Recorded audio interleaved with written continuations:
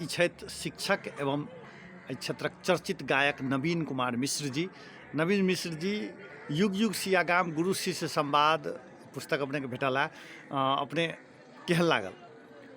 सबसे पहिने तो सुजीत जी कि ई किताब देखला के बादे जेना हृदय में किछु छुबि जाए तेहन हमरा महसूस भऽ रहल है आवरण देखला के बाद। मुदा जे एकर शीर्षक राखल अछि एहिसँ हमरा पूरा बुझा रहल है जे राम और सीता जे त्रेता युग से जे एकरा बारे में अखन तक जनकपुर के सारा इतिहास गाथा एहिमे सब किछु एहिमे वर्णन कयल गेल अछि। तो बहुत गोटा एहन छथि जे बहुत रास बात जानकारी नहीं होइ छै।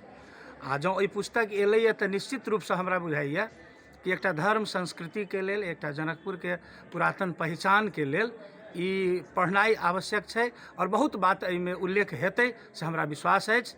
और संपूर्ण पाठक के लेल, मैथिली मिथिला के लेल ई एकटा नव युग के काज करतै।